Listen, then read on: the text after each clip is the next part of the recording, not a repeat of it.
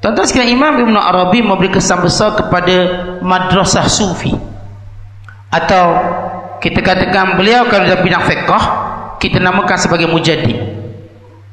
Bidang fiqh ni ada mujaddid dia, Syafi'i sebagai mujaddid, Imam Ghazali dan sebagainya. Dalam bidang sufi juga ada mujaddidnya, kerana pembaharuan sufi yang beliau bawa. Apakah pembaharuan sufi yang beliau bawa? Ya, kebiasaan sufi cenderung kepada zikir, cenderung kepada bentuk ratib, cenderung kepada kita katakan amalan-amalan bersifat peribadi. Namun Imam Ibn Arabi memecah tradisinya. Bila mana sufi yang diterapkan bersifat ilmu, maknanya dia nak ajar anak-anak murid dia biar alim dengan ilmu, biar faham dengan ilmu, bukan menekankan persoalan amalan yang bersifat kita katakan aurat atau wirid. Biasanya kita tekan wirid. Mana-mana tuan-tuan tengok sufi, tok guru dia tak alim, tak mengaji hadis, tak mengaji fiqh, tahu-tahu jadi tok guru sufi. Itu jadi merabang, mengarut. Sebab dia kata tak apa, sebab kita cuma bawa zikir aurat. Duduk, okey zikir, tahan nafas, maka zikir. Buat macam ni, maka zikir. Maka bagi mereka tidak perlukan ilmu. Cuma kami perlu mendakwa, kami ketua dan kami ada sanad tertinggi. Ibn Arabi tidak begitu. Kerana sufi sebenar bukan pada zikir dan aurat. Sufi sebenar pada ilmunya. Tuan-tuan nak tahu sufi sebenar, kita nilai dia dengan ilmu.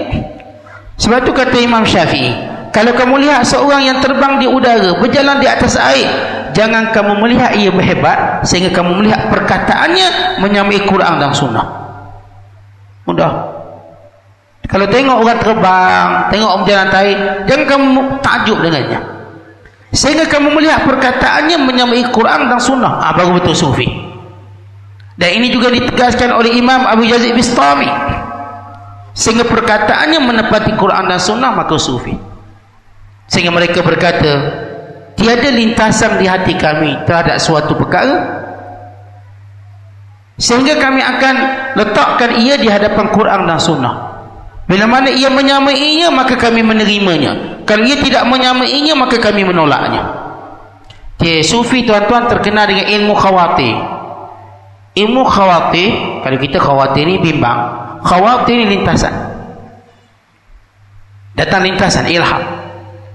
Bila khawatir tu lalu, dia tahu kalau lalu sini hati datang. Ilmu tafsiran, ilmu apa pun, mereka tak akan layang ilmu tu, sehingga ilmu tadi mereka letak pada Quran dan hadis Nabi sama, lalu mereka ambil. Sebab lintasan hati mungkin datang dari syaitan, mungkin datang dari Allah. Nak tahu dia datang dari Allah, dia menyamai Quran dan Sunnah, memang datang dari Allah, kerana syariatnya tidak berubah. Sebab itu tuan-tuan, apa disebut oleh Syekh Abdul Qadir Jilani, yang disebut oleh Junaid Al-Baghdadi, ilmuna muqayyadun bil Quran was Sunnah. Ilmu kami terikat dengan Quran dan Sunnah.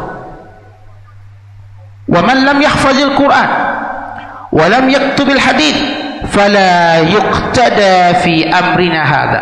Siapa yang kamu tengok dia tak hafal Quran, dia tidak menulis hadis, dia tidak akan boleh diikuti dalam ilmu sufi ini. Tak boleh. Seperti Imam Ibn Arabi, saya dah sebut dia alim hadis, bukan dia faqih. Ayah dia pun sama, moyang dia pun sama. Maka keluarga ilmu ini pasti menekankan ilmu. Maka Imam Ibn Arabi menekankan tentang ilmu. Sebab itu kebanyakan kitab beliau tuan-tuan, kupasannya lebih pada ilmu. Bukan tentang zikir mana kita nak warisi, wirid mana yang kita nak buat banyak, bukan.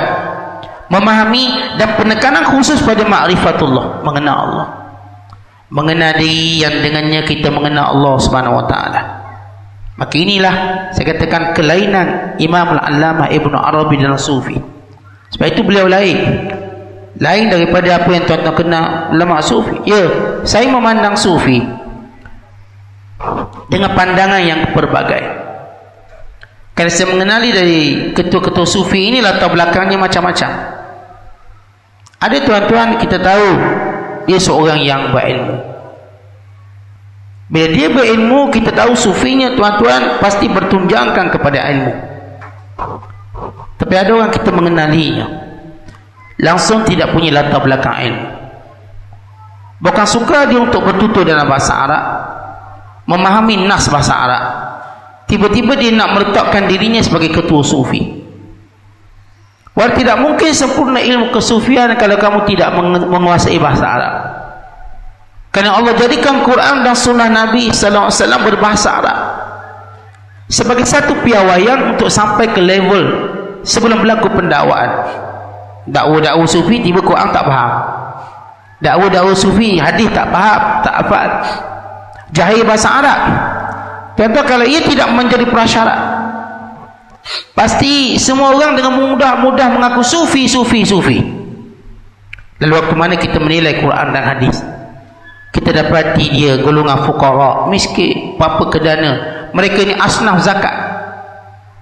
Maksud ilmu ni golongan asnaf yang patut diberi lagi ilmu, bukan memberi ilmu.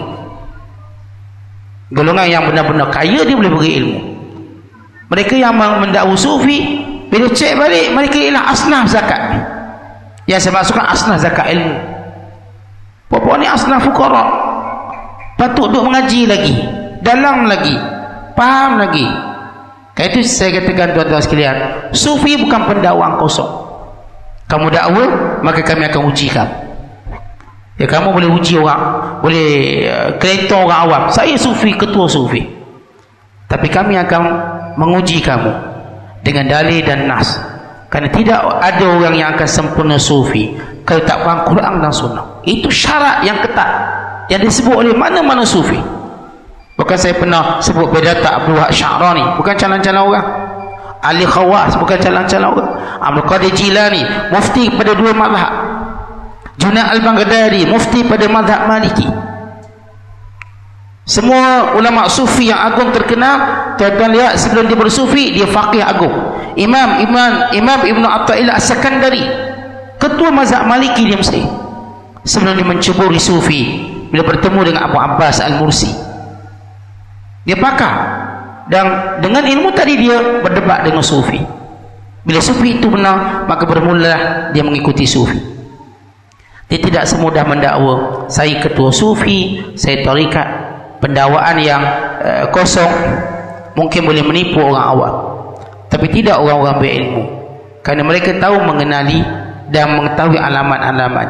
Maka sebab itu saya kata Ibn Arabi menempuh satu jalan yang begitu tough, keras dalam menyajikan ilmu. Dan tuan-tuan akan dapati dalam pembacaan kitab ini bagaimana luasnya ilmu beliau.